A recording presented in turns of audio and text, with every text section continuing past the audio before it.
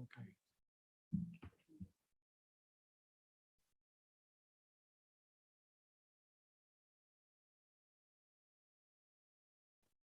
Okay, I'm calling the meeting of the North Syracuse Central School District Board of Education order. Please rise and join me with the Pledge of Allegiance.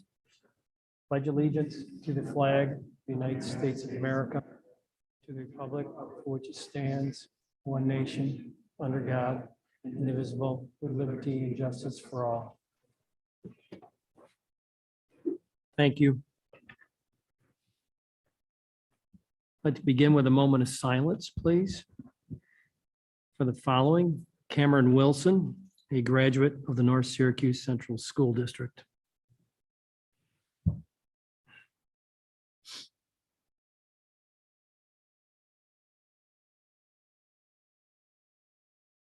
Thank you very much. I'm going to begin with a proclamation. And please excuse me, I'm going to do my best to read, but these are not my actual reading glasses, so I'm struggling a little bit. This is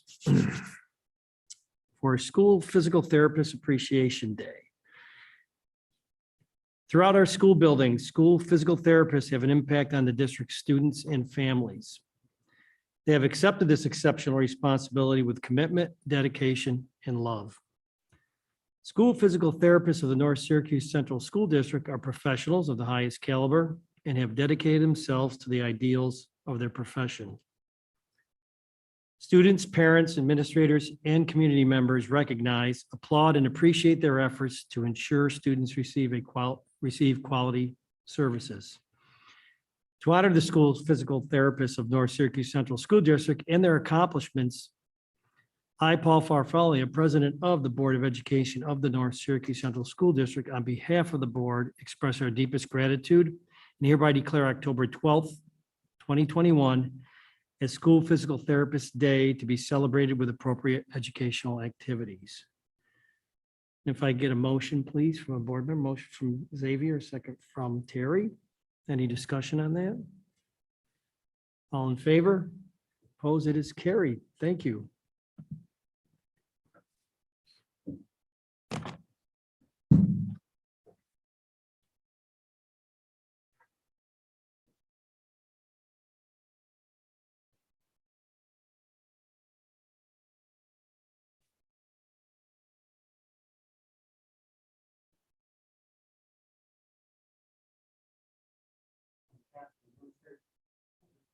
We want to honor the school physical therapist. And if you could introduce Gary Roselli, state honor of the most senior department. He's got with us here for many, many years. Jerry.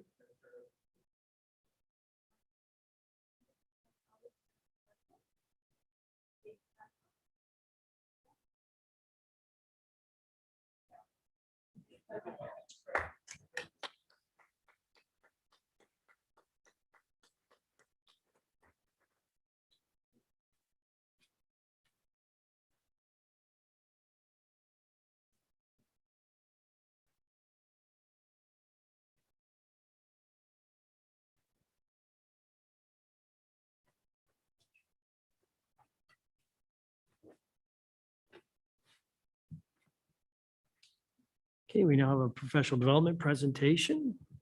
Mr. London.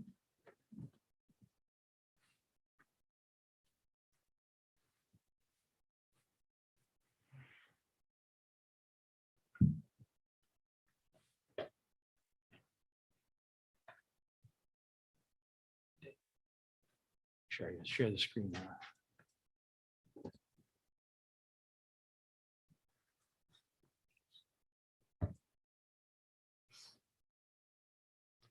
Good evening, everyone, and thank you for this opportunity to share with you. Some of you for the first time, I haven't presented to the board in a while, so we have some new members I haven't had a chance to meet in person. So great to be here. A little different of a role, first presentation around professional development after having been a building principal doing those presentations for a long time.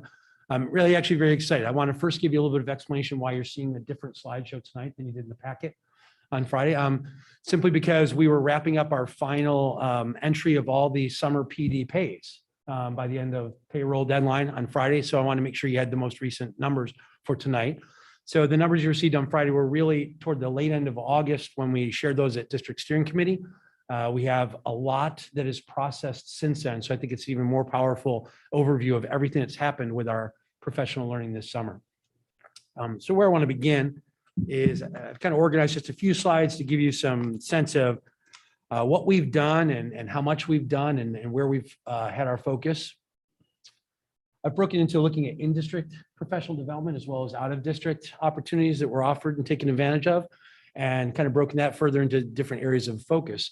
So for in-district engagement, some things I want to share with you when we start with technology. That seems to be one of our most popular areas for professional development. You can see some updated numbers here. What I'd like to point out is, you see some of the volume of participants. A little disclaimer there. It doesn't account for what I would call doubles, people who sign up for more than one session. That was a little bit more difficult to drill down and to track, but we did have overall a huge number of participants, as well as a number of different sessions offered by our technology coaches. These were combinations of 1 hour sessions, 2 hour sessions. In addition to that, we really differentiated our professional learning this summer. So we offered both the virtual, which was, the synchronous time with the technology coaches online, as well as we crafted some asynchronous self-paced trainings. So some of our major programs that we used and the teachers were using this summer, instead of having our technology coaches present or take their time, limited time over the summer on a program where there already is an online training program that you can get a certification through, we offered those asynchronously, and we had 289 staff members that completed those certifications for some just the basic programs. And what that did was it really freed up our tech coaches to spend time going to a deeper level or differentiating to a higher level for folks who might be more advanced with some of these programs. So you could, if you're a staff member, go to Edpuzzle's site through our Frontline site and take their hour training to get the basic skills in Edpuzzle and how to operate that, and get a certification for that and submit that for professional development pay. Or you could go to something that the tech coaches were offering, which is a little bit more advanced, a little bit more differentiated to different topics. And so it just gave us a wider range without the coaches having to be present at every technology training. We utilized what was already out there and organized into modules. So some great numbers. We also, for these asynchronous offerings, the participants had to get the certification from the organization as well as kind of upload a little evidence or artifact of their learning. So it had some sense of what they took away from that training. One thing those numbers don't represent is the amount of time the tech coaches spent with some individual mentoring across the summer too, because they had a number of folks who would email them or call them and say, hey, could you just walk me through this individually? And they basically just never say no. They worked so much this summer. So there's this combination of what we were able to offer in the sessions online with them, as well as what folks could do on their own.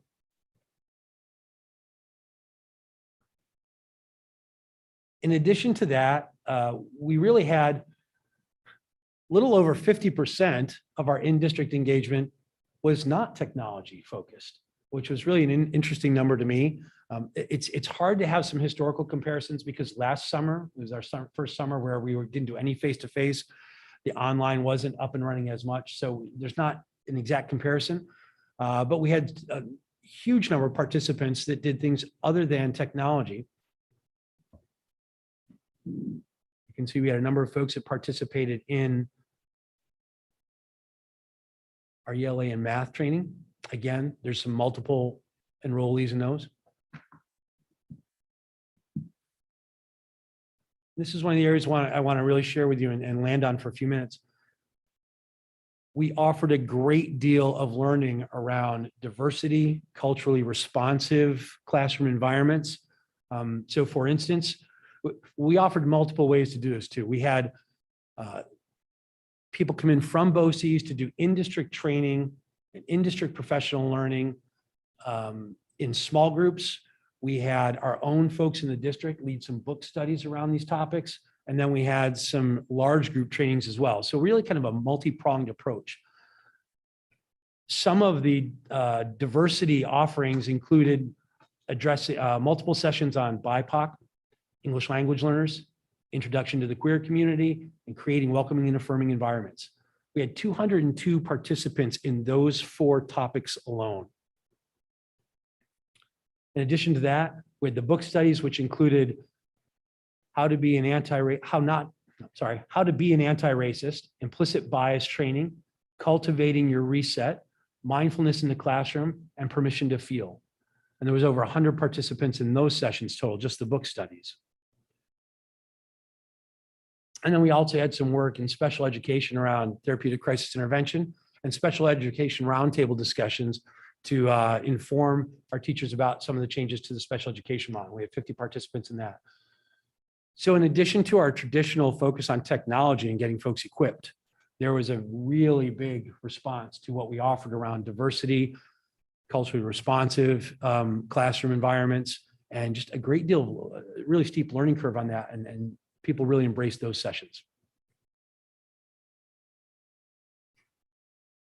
When we look at out-of-district professional development, just to give you a sense of what we did outside of our own sessions we offered, I'll give you just a moment to look at some of those numbers.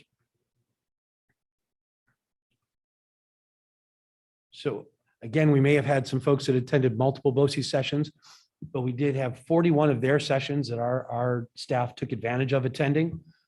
124 of our staff attended. A number of those were for the Smithsonian Science Training offer over the summer. So that was a good deal of the folks who participated.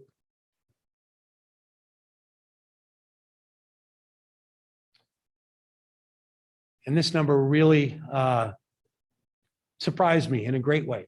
Learner's Edge is one of those organizations that is certified by the state to count towards our continuous teacher learning education hours. And we had 121 of our staff members take advantage of Learner's Edge that provides a 10-hour asynchronous course. And some of the titles of those courses were Teaching 21st Century Skills Through the 4 Cs, The Essentials of Effective Online Teaching,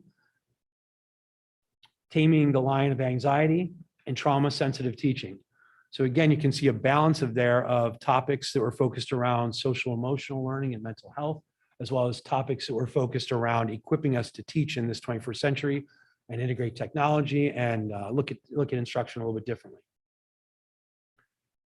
One thing I note there too from the Friday slide is it was a very, very notable jump from mid to late summer until our final numbers. A lot of folks finished up those asynchronous courses in the last few weeks of the summer to get that credit for it.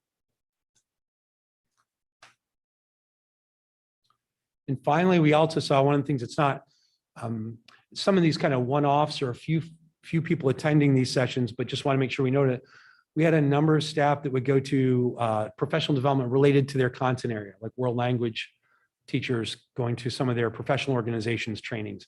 NICE had offered a number of trainings, and that actually included a great deal of participation by our teaching assistants. They found they were able to be a part of the NICE trainings, and some new online PD providers that we didn't know about before, that the virtual world has kind of opened the gateway to a number of new professional development opportunities.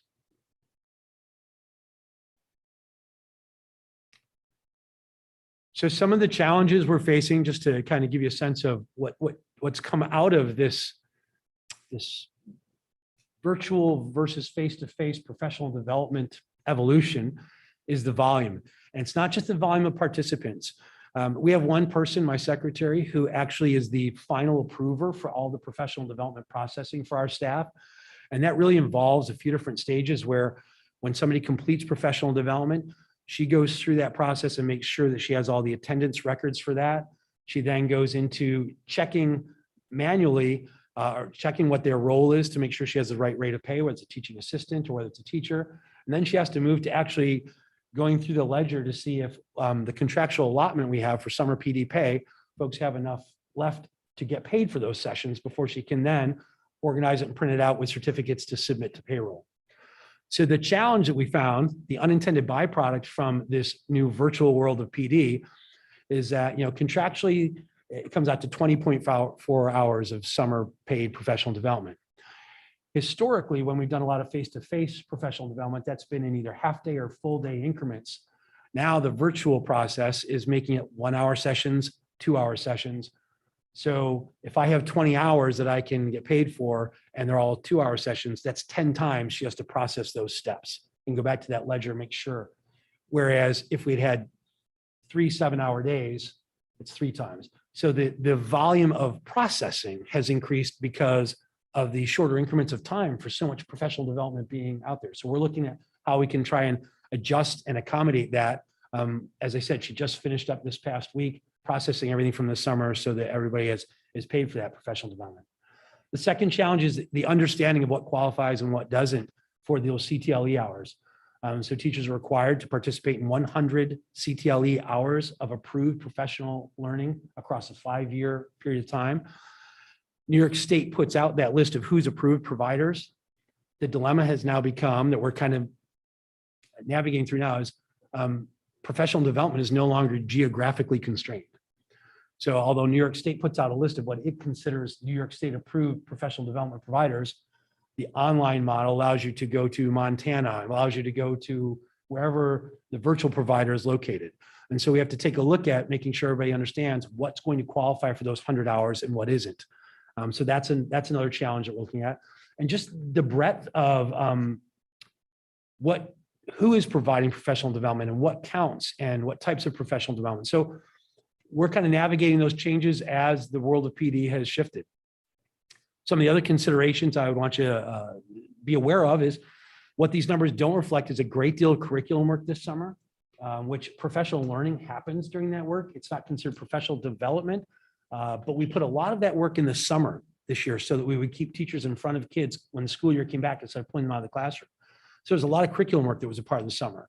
There's a lot of building specific work, such as middle schools working on restorative practices or some buildings with the Positivity Project initiative, which really there's a great deal of professional learning and growth that happens in those situations.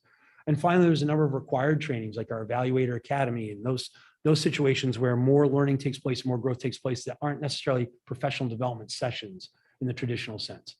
So there's a lot more work in addition to those hours that you're seeing and sessions being offered. And finally, our next steps. This month, we have a community of learning professionals meeting where we are going to, as a committee, which is more than 25 strong, come together and we'll look at the summer numbers. We'll look at how that worked, as well as start planning forward to the superintendent's conference day. As I mentioned, we're going to do analysis of our system to say, how can we become more efficient in processing things? What adjustments can we make to try and make that more productive and kind of relieve some of the stress in the system? And looking to revamp the professional development webpage to make sure that it becomes a hub of resources for folks to go to in one central location.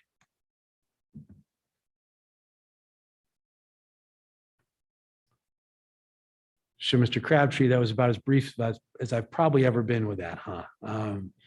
But I just want to kind of give you that wide angle lens of everything that's been going on. As my secretary and I looked at the numbers across Friday and today, I was actually very, very encouraged to see the wide span of professional learning that's taken place, that it really wasn't focused in some of the more traditional areas, but there was a lot of hunger for new topics. There was a lot of interest and engagement in things that are relevant right now and important to the teachers in the classroom, not just from a pedagogy standpoint or a skills standpoint, but from this cultural standpoint and some of the issues that are confronting us in the classroom with students and parents and wanting to be equipped to address those. So with that, I appreciate the time to share what we've been doing and entertain any questions you might have. All right, I do have a question, maybe two, Dave, I don't know. You mentioned curriculum writing. I just wondered if when you're doing that, are you getting, because it's in the summer and it's volitional, are you getting who you need to do what you have to do in that, or getting the right staff members? In other words, if you're doing like horizontal alignment and. Sure. I mean, I can't speak for all the directors because I don't know exactly what type of turnout they had. I can give you one example of some work I did with world languages this summer where I had 12 spots for the hours we were going to offer. And I had like 16 people respond almost immediately from the department, which is more than 50% of the department saying, want to be a part of that work. And so a lot of folks came out and turned out and wanted to be a part of looking at the new standards in world languages that were just approved and being a part of that work over the next few years, with some of the experts in that area from the SUNYs coming in and working with us to facilitate that. So I had a really great experience with the department I worked with this summer. Everything I heard was positive as far as the turnout and the work that they did. But I don't know if I want to speak for them directly. There's a great deal of a real strong curriculum work that was done this summer. And how do we, I don't even remember what the regulation is on tracking that now, or what the numbers are for what CTLE or whatever. How is that tracked here? Are they doing their own, still putting it into what used to be my learning plan, or? Yeah, so this is a very interesting question, Paul. Thanks for hitting the hot button. on I'm this sorry, one. I just It's wondered how- okay. No, it's great. I'm just curious. It's I great used because I to love the public struggle forum to with actually this. explain this, because it's been kind of dispelling some of the misnomers around this. So our frontline system really only acts to house and track PD. The district doesn't report to the state about those hours. The state doesn't ask districts to report. It is actually the individual who owns their professional development, so to speak. And so we encourage everyone that when they take professional development to go in their profile in Frontline, make sure they download and save so that they can kind of create a portfolio of that if they were ever contacted by the state to say, prove to us that you have 100 hours over the past 5 years. It's not the district that's ever asked to report on that or give account on that for each staff member. But we do kind of remind folks. So if you were hired after 2017 was the year where your 5 years started at the hire date. But it's really the individual who tracks that. We just house it and we keep record of it. The other dilemma with this that we discovered this past year, or at least I discovered, is so Frontline doesn't talk to Frontline across districts. So if somebody comes here from Syracuse City, even though they use the same system, My Learning Plan, their professional development in My Learning Plan Syracuse City doesn't automatically transfer to North Syracuse. So they need to make sure that if they've accumulated 30 hours there and then they move to our district, they've got to keep record of that and bring it with them. And sometimes it's very hard for them to go back to previous districts and say, hey, can I have a record of everything I did? So we put out a couple of question and answer sheets, to staff and link to those documents if they want that for reference. Our consultant teachers are trying to make sure that all of our non-tenured folks really have that understanding of CTLE hours. I think that the assurance I have for us as a district is there's so many people that take advantage of that 20.4 hours annually. If you do over the course of 5 years, you're at that with just at voluntarily taking professional development, let alone all the other myriad of things that count towards those 100 hours. Yeah. Our dilemma, I think, the most is everybody understanding what is approved and what is not. So anything through North Syracuse District is automatically goes towards that 100 hours because we are an approved provider. Anything through BOCES is automatically going toward that. Because and again, I'm not, it's not an inquisition. You use some, No. I used to dabble in this. That's why you use the term, you differentiated between professional development and professional learning at one point when you were talking. And when you were talking about curriculum writing, you called it professional learning, but that would count for the purposes of what we're talking about, wouldn't it? Or So no, curriculum work does not count towards the Doesn't it? 'Cause CTLE it hours. used to. No. Okay. No, and that's actually why I'm very careful a lot of All times right. to use the That's term why. because professional development is when you sign up for a session and you actually do the buttons in the system, click and keep track of that counts towards the 100 hours. Okay. Other things don't count in the state's eyes towards CTLE hours. I acknowledge personally that there's a great deal of professional learning and growth that can take place. It isn't as assured as when you go to a professional development session, I think. It depends on the structure of some of that work too. So there's a variance there, but I think there's some, I guess, semantic differences between professional development, growth and learning. Well, thank you. No, Yeah. that answers my question. Thanks. Other questions? So just going through the discussion, you answered a lot of my questions that I had.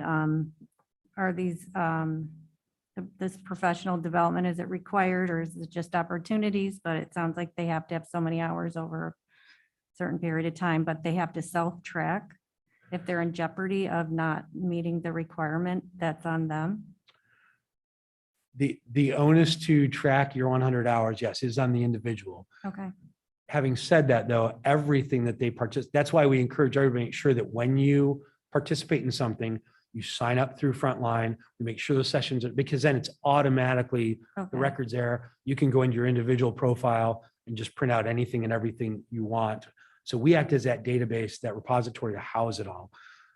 But yes, the state's never going to come to North Syracuse store and say, prove to us that all your staff members have 100 hours. They're going to go to the individual, through their system and say, now, having said that, I'm not under the impression that the state has the manpower at the moment or is, Right. to be doing that. And But we can see if someone's not utilizing the professional development and We could. I've never Participating. been watchful like that of Okay. an individual's. Well, uh, just And to Mary, the help other- But yes, and if somebody had a question about, we oftentimes get questions about saying, hey, I took this and I don't see it recorded anywhere. Right, I'll give you an example of that really quickly. We had somebody say, hey, I took this last summer, but it's not my profile. And we discovered that the calendar in Frontline was attaching summer professional development to the prior year versus to the upcoming year. And so we went in and changed the cycle dates because most people take professional development in the summer in preparation for the coming year, not in reaction to.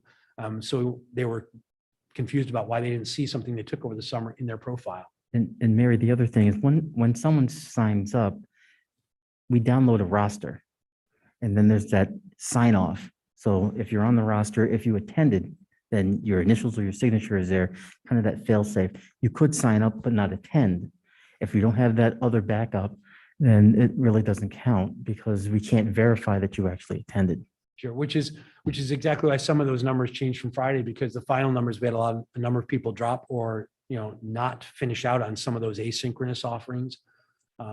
But yeah, and that's why it's so important for us to keep that attendance. And virtually, it's been a little bit more of a challenge because we don't have this physical sign-in sheets at a face-to-face session. right. But our facilitators have done a great job of maintaining electronic attendance.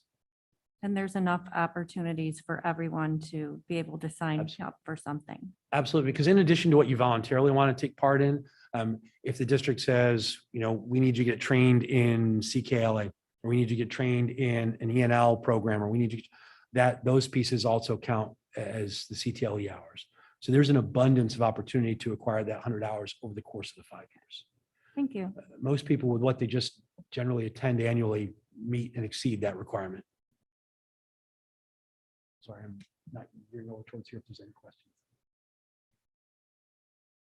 See none, okay. Thank you. As long as she gets one. Thank you very much. Okay, thank you. At the comments from the audience section, do we have anybody signed up today? No, we do not. We'll move to Board of Education Committee reports. Do we have any today? If we don't, we just had policy last week, so you do not have a report. Anything you'd like to share? No, just our next policy committee meeting is Tuesday, October 26th. Okay, thank you. Mr. Crabtree. Yes, thank you for giving me this time as chair of the legislative committee. It was, I thought, an excellent meeting. We made sure it was done in 45 minutes because we wanted to honor Tony Broccoli, get up to and say our words to her. The first thing on the agenda, and I want to thank both Don Keegan and Dan Bowles, talked about the American Rescue Plan. And as you know, we were given $11.5 million. And Dan did an awesome job by letting the committee know exactly where that money is going. Our next presentation was about, and I won't take away from, I'm sure Dan's going to talk about this, 4410 plan. Don Hussein did an excellent job of explaining that where we are and how that needs right now. It is with the legislature. They have approved it unanimously, but it has to be sent and put on the governor's desk, and that's where we are at. Some of the issues that we're going to talk about this year, we're going to expand our committee to talk about issues. Obviously, the building aid formula. Where are we with the foundation form, foundation aid? Again, diversity, equity, inclusion, very important to our district. The state's looking at a pathway, new pathways to graduation. We want to look at that. Social emotional health, of course, we always are talking about that. And also changes in technology. Our next meeting is on the 20th, but I want to thank Phil Clary. He's a member of our committee, and he always follows up way past the time I can. I'm not even up the next morning. And he sent everybody on our committee the new 5 propositions that are going to be on the ballot in November. I didn't even know they're going to be propositions. For instance, same day registration. In other words, you can come in and register and vote. And there's 4 others. So look for those on November 2nd. And also, he's already made flyers for our May budget vote. And they're amazing, and they'll be out to you. So I'll make sure this is sent to you. These 2 emails I'll send to you, Jill, and then we'll send them out. but I want to thank Phil for doing that. And that is about it. Thank you, Mr. Crabtree. Superintendent Bowles, comments? Thank you. Just want to announce that Smith Road, we found out today that they will be starting a new school-based mental health clinic as of November 1st. Lisa Goldberg let me know that that is coming. She let me know that this afternoon. Again, congratulations for Smith Road. Again, Bob, I want to acknowledge the gathering at the canteen with Tony Broccoli. You got there after I did. I was there earlier before the meeting, but again, it was a wonderful opportunity to let Tony know about the work that she's done. I do want to announce that we have a National Merit Scholar semifinalist, and his name is Jacob Garofalo. I did have a conversation with the parents, and that's a very high honor because they take the PSAT, and if you get a certain score, you kind of move on. But he will be doing a final essay to see if there's certain monetary awards for him. I do want to congratulate the district. They had a pajama day on Friday. Again, trying to make sure there's some school spirit and some positives. And for the students and staff that participated, it was kind of essential on the end of a week for that kind of celebration. And I do want to just, I think the only other thing was Gillette Road with some positive images. We are trying to make sure we're really honoring the work that people are doing, especially when it's positive. And you'll see some of the artwork on our website. But the students took sidewalk chalk to put positive messages as students are coming into the building, and a lot of encouragement, and we're here for you. So if you do go to the front page of the website, Lori has put some of the images on. And again, those are the things that we want to continue to recognize. Okay, thank you. Any Board of Education comments to share? I do. Yes, Terry. Want to recognize, of course, Tony Broccoli with the canteen. She was honored, but also honored that day was Jody Rogers. And there are 2 benches now at the canteen, and it was a very nice event. And to also acknowledge Amy Crowley taking over into those impossible to fill shoes. And congratulations to her. Thank you. Other comments? Yes, Mr. Crabtree. First of all, I thought Dan might talk a little about Main Street. Our Speaker of the Assembly, which is probably the most powerful legislative person in our state, came to Main Street. Paul, myself, Phil was there, and other people. And I thought it was great because Don gave a tour of the building, because he could be the one that sends this bill to the governor. It was explained to us that there are tons of bills, thousands of bills, and they've been approved, and they should be passed to the governor.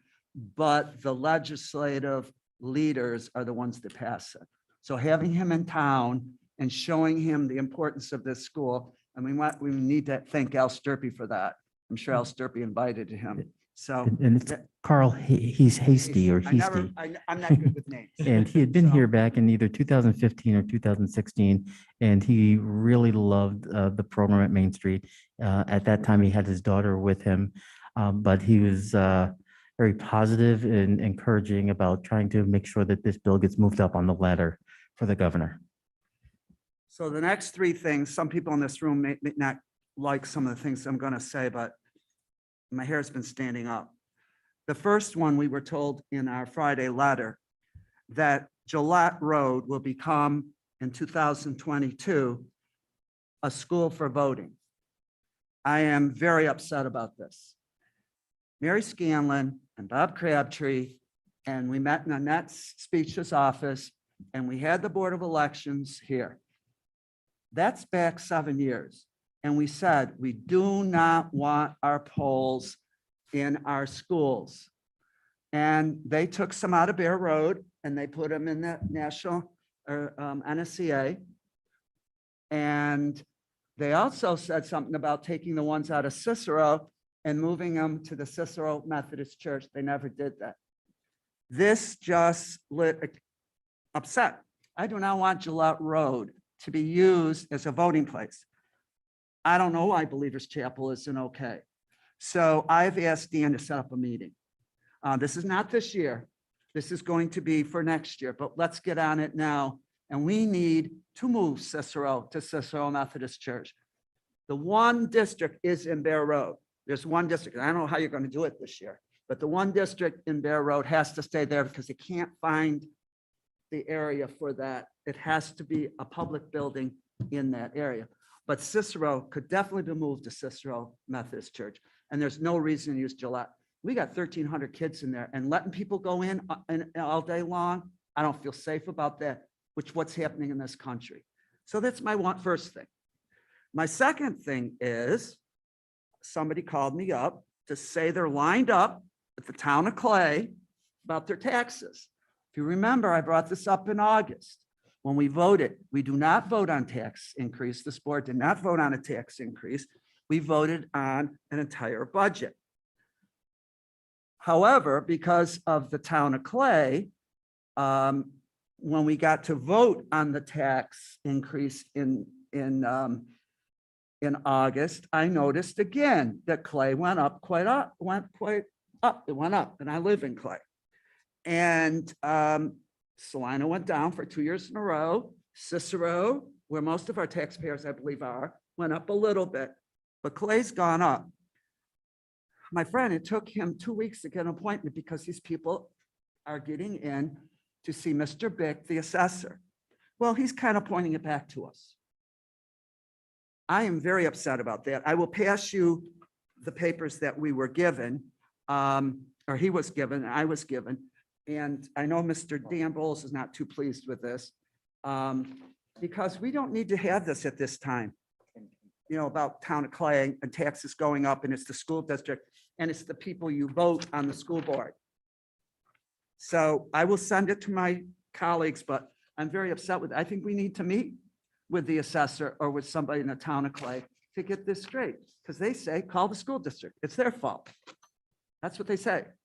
So I'm very upset about this, and believe me, I may go myself because this is not right in what we're going to vote for later on.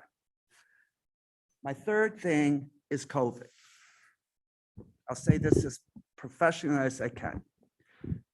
I'm getting concerned with the cases in this district, and I don't know how many there are because the board has not been told since last year.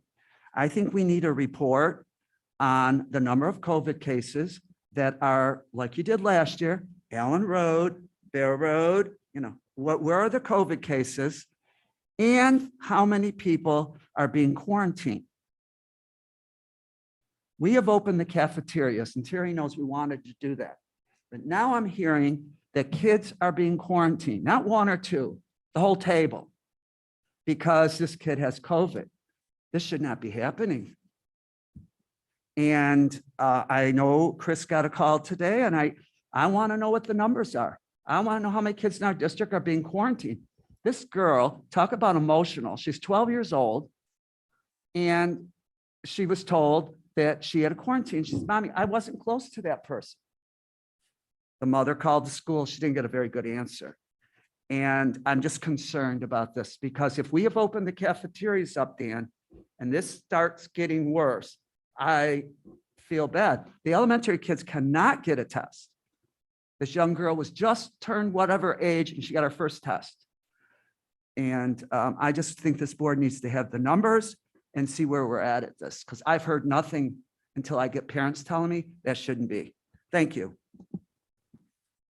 Actually, I'm glad Thank you. that, Paul, if I may, I'm glad that Bob brought that up because I do happen to know with the shortage of medical staff that getting a test in an urgent care facility urgent care facilities are turning people away because they cannot get them in for tests. I know somebody who went to 6 different urgent cares. The 6th one, they finally got in, but they walk in the door, they say, no, you have to go to another one over and over and over and over again. So we're going to have an issue with getting those negative tests or positive tests because parents can't get them.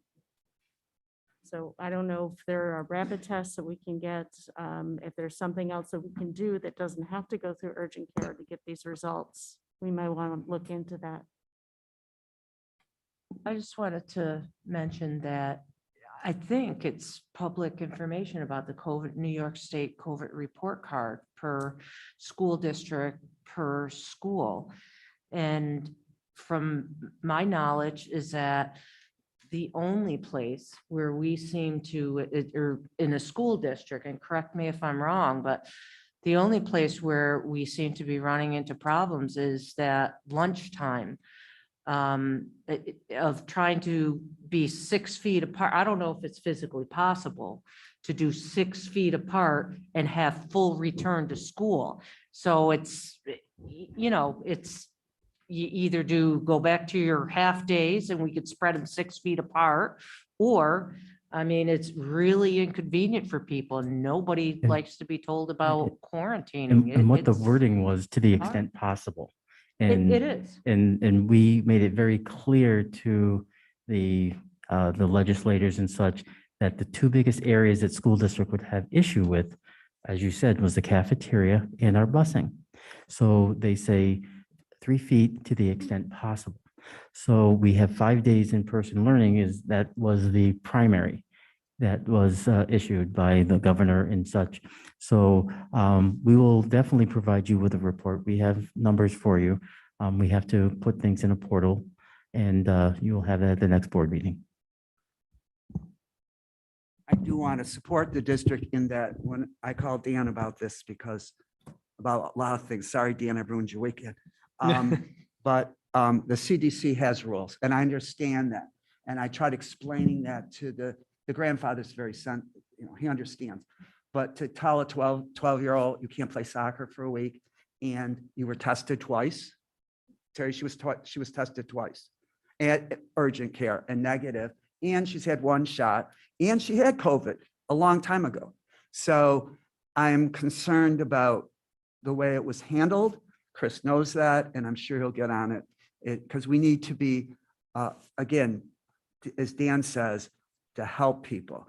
And if people are upset, we need to talk to them. And I told the grandfather, there are CDC rules, and we followed them. Okay, thank you. Seeing no one else, I'll move on to routine action items and look for a motion, please, to put the consideration and approval of the minutes of the September 27th meeting before us. Motion, Mr. Thorne, sent from Ms. Kruger. Any discussion? Seeing none, all in favor? Opposed? That is carried. If I get a motion, place B and C before us. Motion from Ms. Scanlon, second from Ms. Kruger. They are the consideration of classification of disabled students by the CSE and classification placement of students in home instruction by the Home Instruction Review Committee. That is before us now. Any discussion? Seeing none, all in favor? Opposed? Thank you. That is carried. Discussion action item A, a motion please to approve the capital improvement project seeker resolution. Motion, Mr. Maurizio, second from Dr. Kramer. Any discussion? Seeing none, all in favor? Opposed? That is carried. Please, a motion, please, for the resolution authorizing proposition special meeting notice on December 8th. Motion, Mr. Maurizio, second from Ms. Kruger. Any discussion? It's a roll call. Yes, it is. You would do the roll call for us. Or I can do it, I suppose.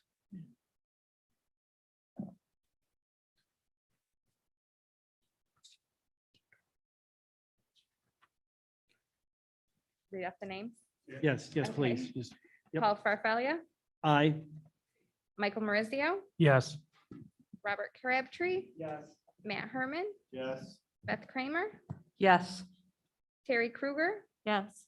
Xavier Moody Woosick, Yes. Mary Scanlon. And Mark Thorne. Mark Thorne. Yes. Oh, sorry, you weren't on that page. Sorry about that. No, it's okay. Thank you. That's Thank carried you. unanimously. Thank you.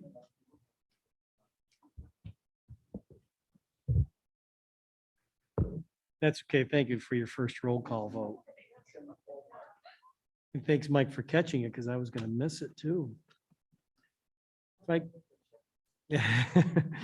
I get a motion for the acceptance of the 2020-21 independent audit report, motion from Mr. Crabtree, second from Ms. Kruger. Any discussion? I want to thank Grossman for coming in and going through it and giving us this wonderful reading material. But thank you for the complete report. And I want to thank you for the GASB booklet, everything you wanted to know, or maybe you don't want to know, but it'll be interesting, and I appreciate that we all have a copy of that, because it is something to look at. Maybe not on the top of your triage list, but it'll work its way up. Thank you very much. Any other discussion? Seeing none, all in favor? Opposed? That is carried. Motion, please, for D, to create a 1.0 FTE district-wide registered nurse. Motion from Ms. Scanlon, second from Mr. Thorne. Any discussion there? Okay, yes, sir. Sorry, I'm talkative No, no, no. tonight, but there's a That's why lot we're of things here. that I'm concerned about. I, again, will repeat what I said Monday night. I need to have a count of the number of nurses in this district and where they are. I also feel with the situation with COVID and what we just talked about, that the nurse that, I thought it was this one, but this isn't. This is one that's going to travel around. We need a nurse that overlooks all of the nurses in this district. I know it was looked at in the budget, and I believe it's part of it. And I think it needs to be brought to us soon. Mr. Bernarski does a wonderful job, but we need a nurse that has experience to overlook the other nurses. I'm guessing the number of nurses is doubled or tripled since I've retired.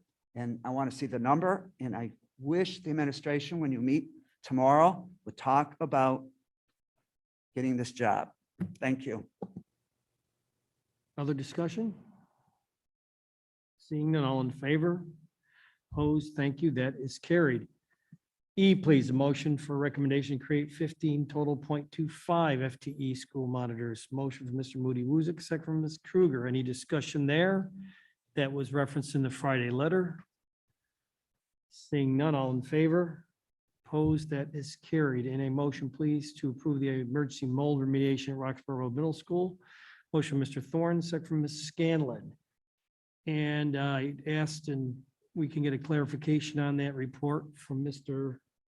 Irwin, if we could, just to, we read the resolution and we saw it was in the Friday letter. I mainly myself want to hear, any safety concerns, which I'm understanding there are not, but if you could just talk about that. Correct. So first of all, my apologies for any confusion between the two documents. What we did is we reached out to our legal to create the information that's in the board minutes. When we sent that information out, we had mentioned the presence of mold. He used the word toxic in his final message that went to the board documents. There was no indication of any toxicity level of concern. All mold, of course, has the potential to be toxic. So my apologies for the confusion there. I have brought Scott Rockwell from Rockwell Indoor Environmental, who did the lab testing, to share a little bit directly with the board about the results that we had. But we take this very seriously. We did from the beginning. I was notified late in the evening by the building principal on a Thursday. We were on site Friday morning dealing with the issue, looking into it, and followed up throughout the week to where we are today, where we have a team ready to start remediation tomorrow. So I'm going to let Scott talk a little bit about the results and what the real level of risk is. As Matt had said, there is no specific indication of a toxigenic or pathogenic mold, airborne or on the surfaces, as far as the lab analysis goes in the auditorium, the offices, or in classroom 061. The air counts are all significantly lower than the outdoor counts, which is used as a background or a reference panel. And that's how you determine the level of contamination. Further, there are no indications of target mold spores that are indicative of mold or water damage or anything like that, or any other underlying issues. All the contamination is limited to the surfaces of the materials that are impacted visibly. And it is not an issue where there is a toxic black mold or anything like that. and that would cause any issue for anyone that was in the space or near the space. Can I just, it's just the use of the word toxic in the whereas in the resolution. What's the rationale there? That It- if whoever wants to Yeah, respond. so the language, and I actually have it here with me. Karen, Beck, and I drafted a resolution, and we ran it by our legal support, okay? In that paragraph of the resolution, what we stated is the presence of mold is a potential risk to the health and safety of students and staff in the building and must be remediated on an emergency basis. And we stated in the prior sentence, we've determined that there is mold contamination in multiple areas of Roxborough Road Middle School. The language in the resolution was altered by our attorney to say toxic. And I unfortunately missed that, Oh, no, it's, and I apologize for that. Thank and for you. any I just- Confusion for the community or the board. So I have a question. This was due to the high humidity this summer? Is that what it was? I'll let Scott speak to some of the things that he's seen across the region. But from my understanding, many schools in the area, many businesses in the area, many homes in the area have had the presence of mold because of the high humidity that we've experienced and the high temperatures that we've experienced this summer. It's been a common problem across the region, but I'll let Scott talk firsthand about what he's dealt with. Everyone's familiar with the amount of moisture and humidity and the extraordinary weather we've had this year.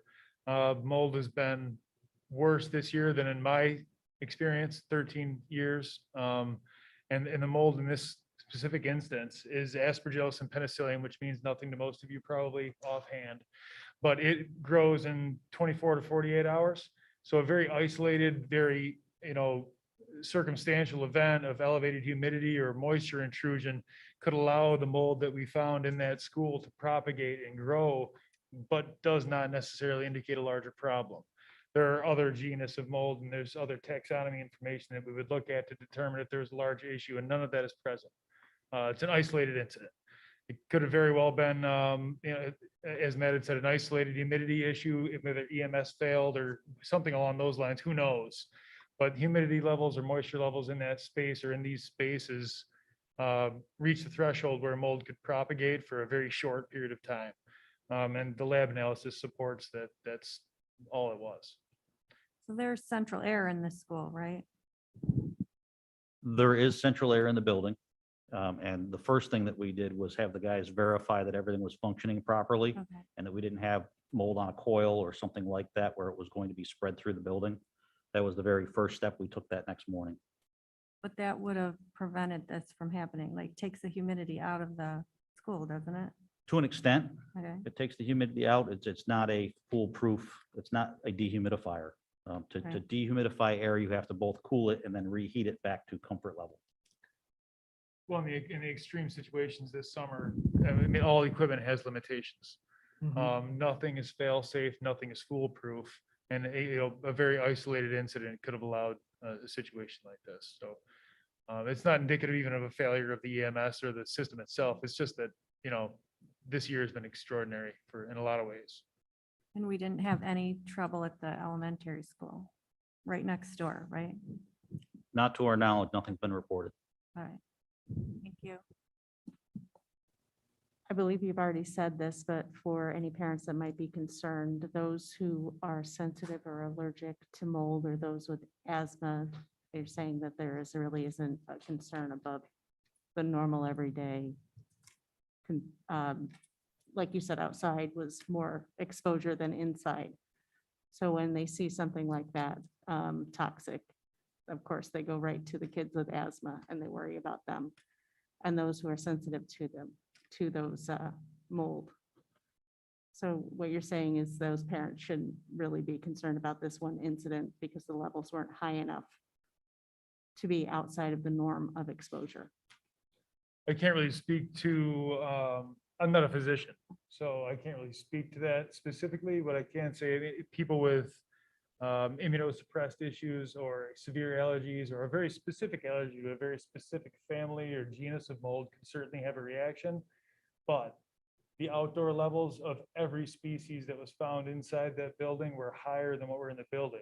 So the likelihood of them having a reaction being inside the building is less than them having a reaction walking outside. So I don't know if that answers your question, Ms. Kruger. That's exactly what I was asking. Thank Okay. you. Very good. Any other questions? I appreciate taking the time to explain this. That was important. Thank you. Absolutely. Thank Yeah. you.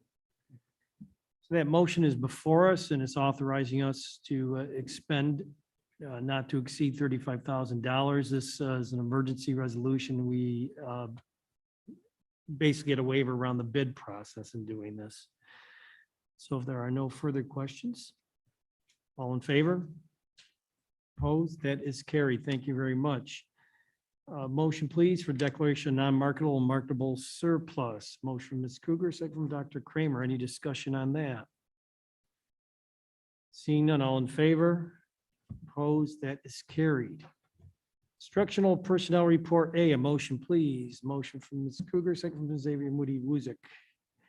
Any discussion? I do have one item to point out there, just that we like to recognize retirees in there, and in personnel A, we have Sarah McMartin, a teaching assistant who will be retiring with 20 years of service.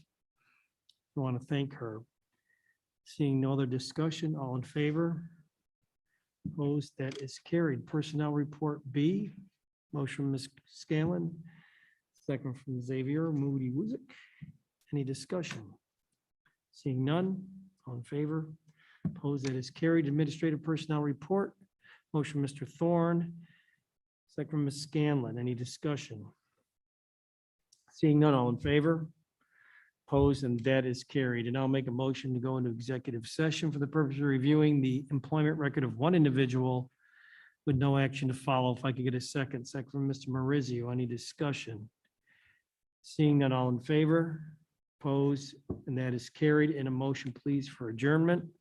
Motion from Mr. Herman, second from Mr. Moody Wuzick. Any discussion? Seeing none, all in favor? Opposed? We are adjourned. Thank you very much.